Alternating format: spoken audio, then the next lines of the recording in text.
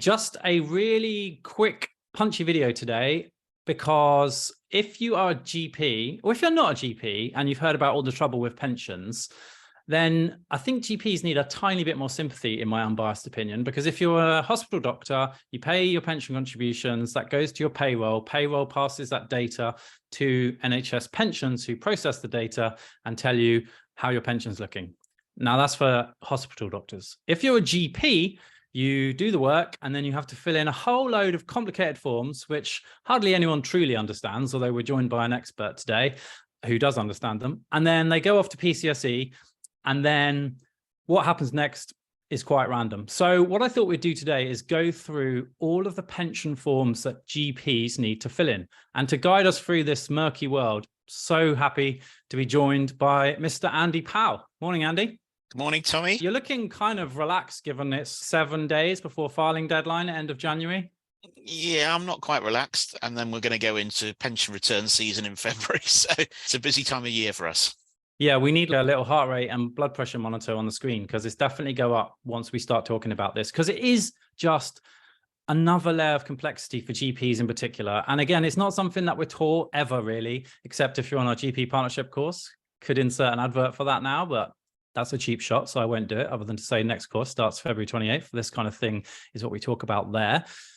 But let's go through the forms that we need to fill in. And then I just want to show you an actual on-screen demonstration of how you actually do it, because PCSE have slightly improved their offering recently. And I think there's something useful here. And I know you wanted to flag it up to everyone to help out accountants as well. So where do you want to start? Like type 1s, type 2s, solos, or where are we going first? Yes, just a very quick summary. So we're about to enter the filing of the pension returns for the 21-22 tax year. So the ones ended 31st of March 2022. And we're really going to be talking about two types of returns: a type 1 pension return, which is what GP partners or non-GP partners, so partners complete, or a type 2 return, which is completed by those with a salary GP contract. That process is going to go through. And I would iterate here that actually a lot of the actual crunching of numbers will be done by the accountants, but it's how we get that information into the system, and also what information that's currently in the system would be useful for the accountants to get out, particularly something called an employee contribution statement. But we're going to talk about that when we actually have it on screen, and some of the problems we are currently seeing potentially with that year. Yeah, okay. So shall I show the PCSE screen then, so people can at least sort of find out where to get that? And then we'll go through each form, what needs to be done and how to complete it, how to get the data as we go through. Would that be useful? Yeah, absolutely. So I think the first important thing is everyone needs to be registered individually with PCSE online. Yeah. So Tommy, if you just want to talk through that, because you've probably done it more than I haven't. Yeah, and I think that's a really interesting point, because PCSE have online access for accountants. They have online access for, pension holders like me, and also like your practice finance manager and stuff can have access. But as you've pointed out to me, everybody sees slightly different things, which is highly irritating, because it would be rather useful if you could just see my employee contribution statement, or my accountant, and do it that way. So yeah, this is Primary Care Support England website. So yeah, I've done this a few times. So I'm assuming you're not registered. Okay. So you go to GPs, then you go to GP pensions. Okay. And then you just log in and register. Okay. So you register for account there. Okay.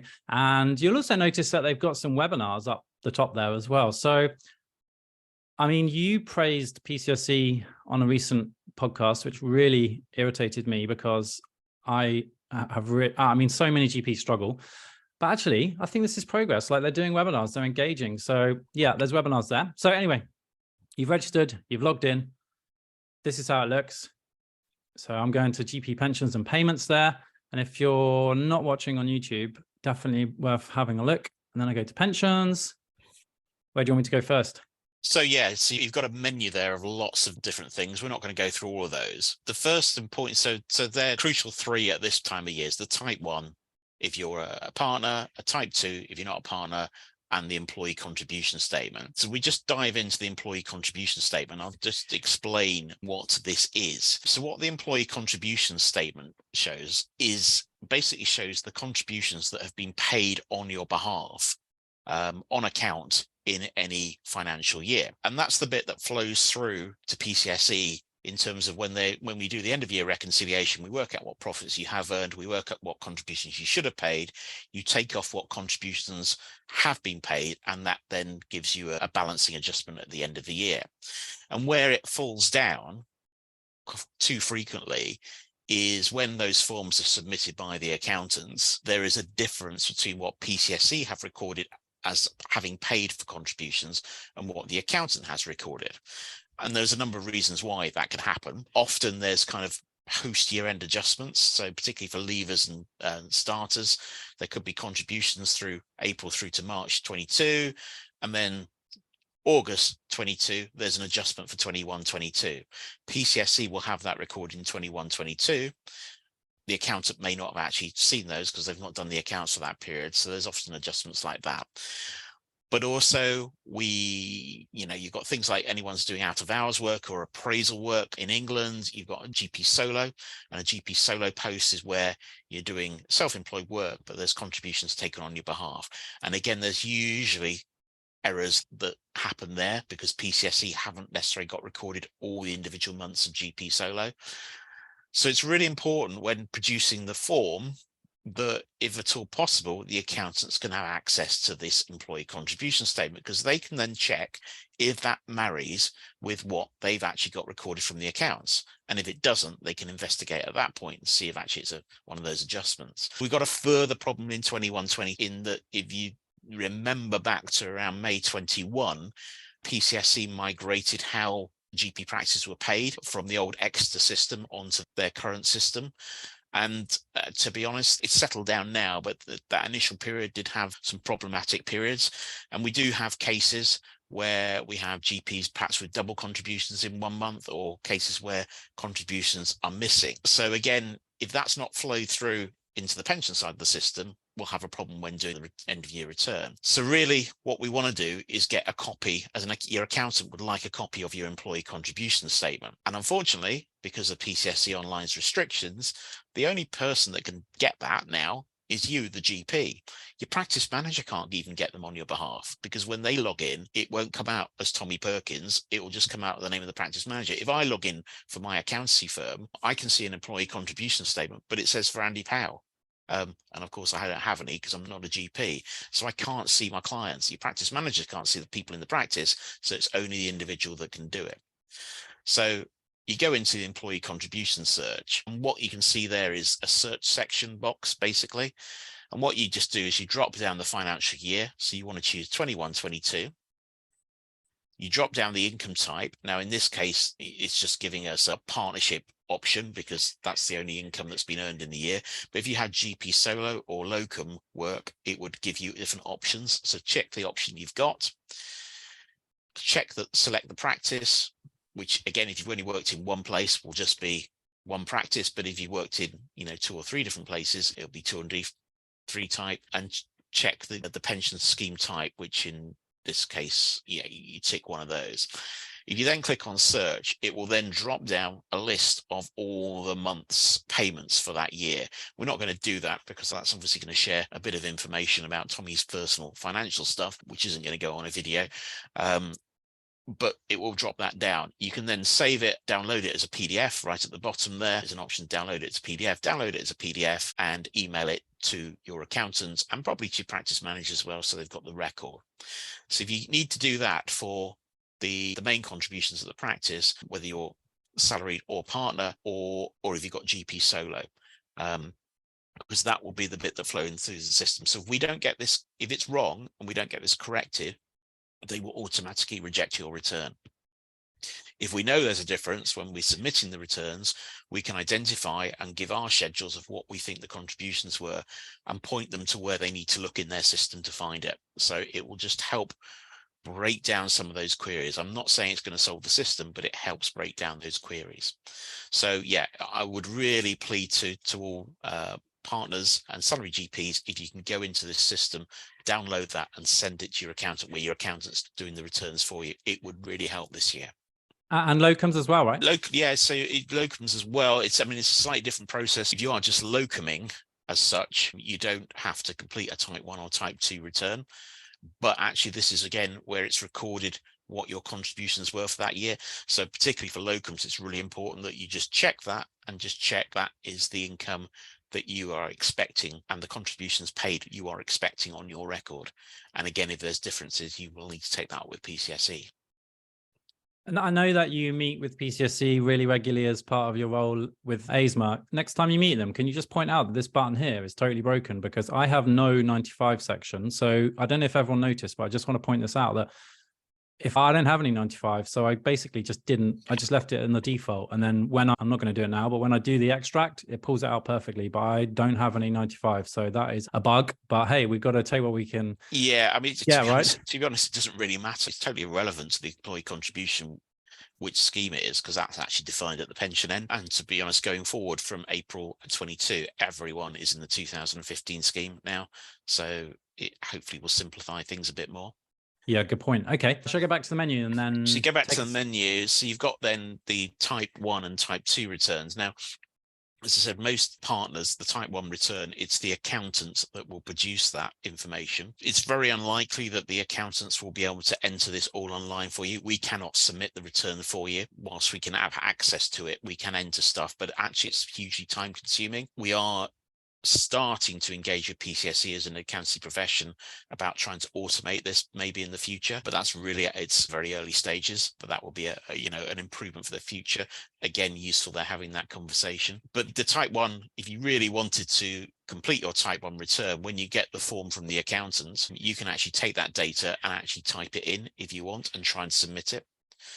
Just make sure everything ties. And most importantly, going back to the point I said earlier, make sure that the contributions paid ties to what the accountant thinks it does, because if there's a difference, PCSE won't correct it unless you've told them there's a problem. So you could end up with, I think when we pulled yours earlier, the detail, Tommy, you had a November 21 missing month on your record. Now, if actually there'd been a contribution in November 21 taken off your statement, if we didn't do anything about it, PCSE would collect that again. So you'll end up double paying. Okay, yeah. So if you're going to use this system to submit your type 1 return, make sure everything ties to what the accountant's given you.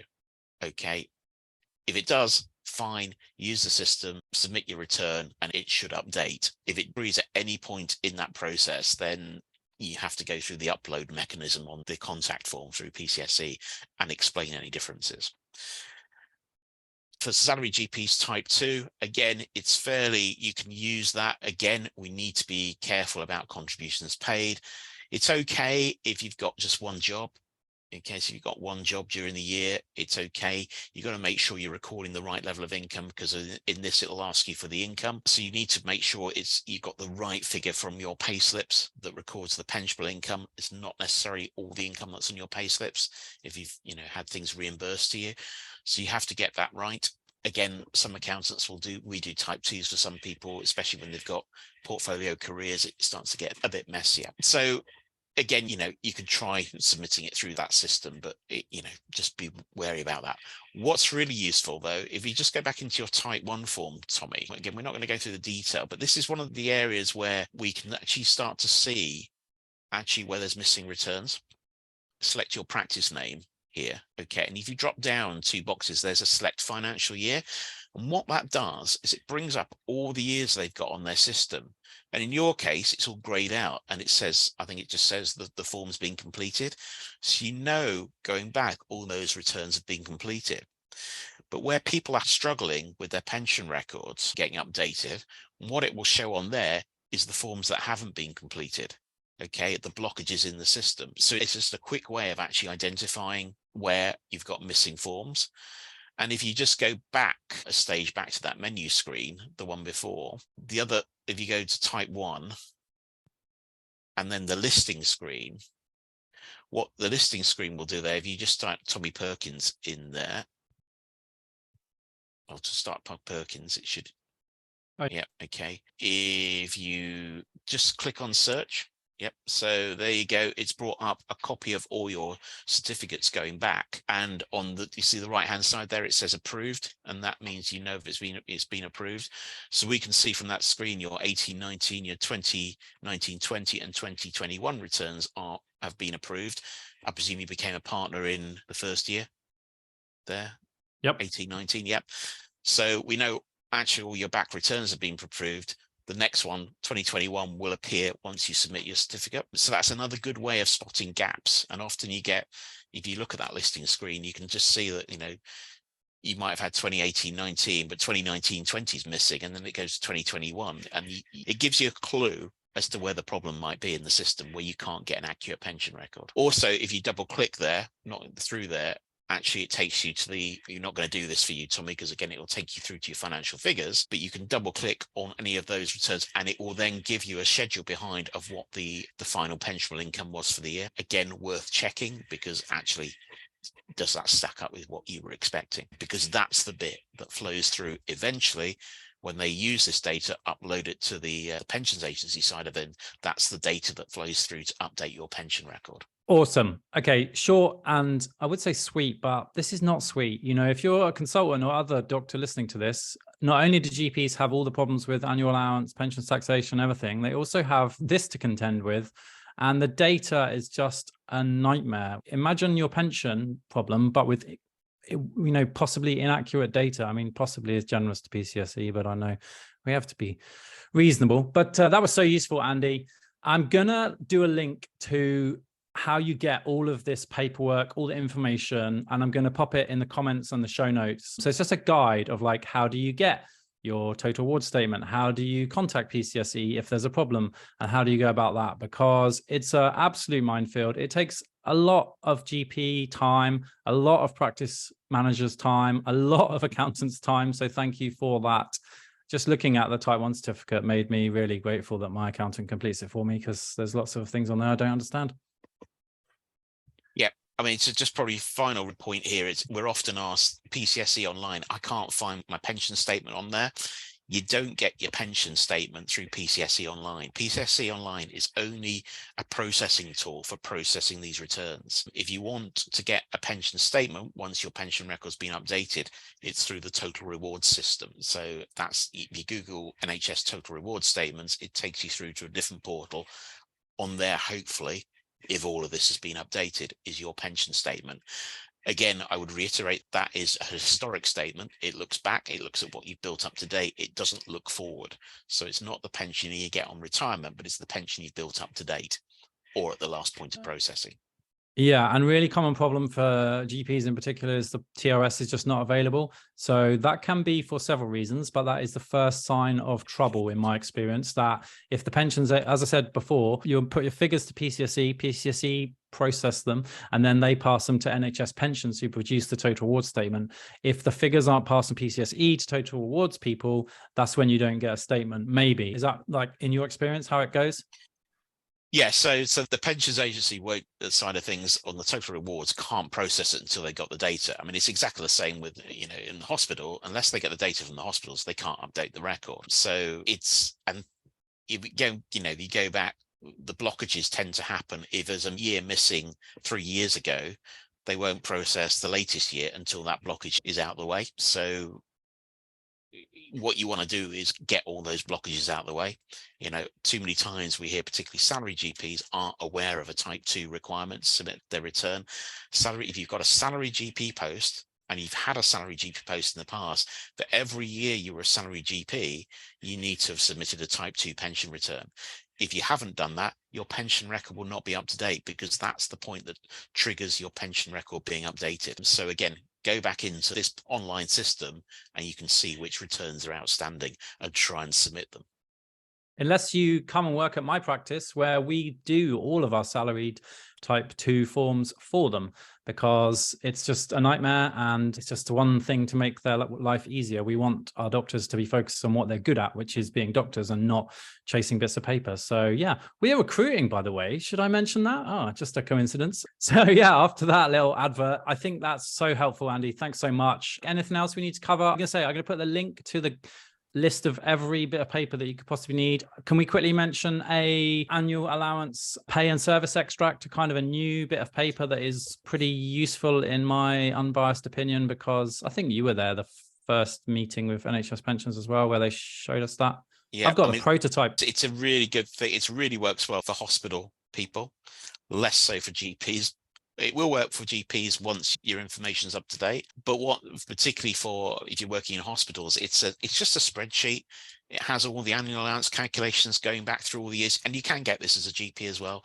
And then below that, it also then has where you've worked, not necessarily the detail of the place, but actually shows by year how many different types of employment you had, and actually the income they've got recorded for that year. So particularly important for the 2015 scheme, which is a career average earnings scheme, that's based on the income. So you can start to see from that if there's anomalies, start to see from that if there's gaps. If you've never had any annual allowance information, but your accountant's been asking you for ages, actually, weirdly enough, you get this spreadsheet and it's got it all on there. Don't know why they've never released it.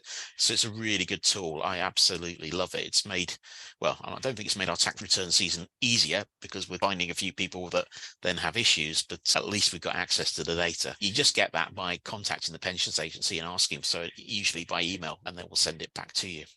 Yeah, it's all in the guide. I'll put the link to the guide down below. It's a super useful document, and it just comes so quickly because it's automatically generated, which is the downside and an upside, but mine came in 24 hours. So yeah.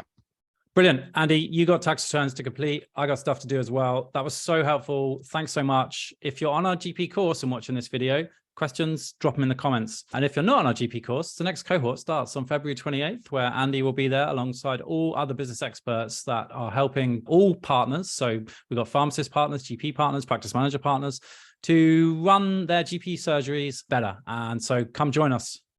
Take care, everyone. Have a good day. Cheerio.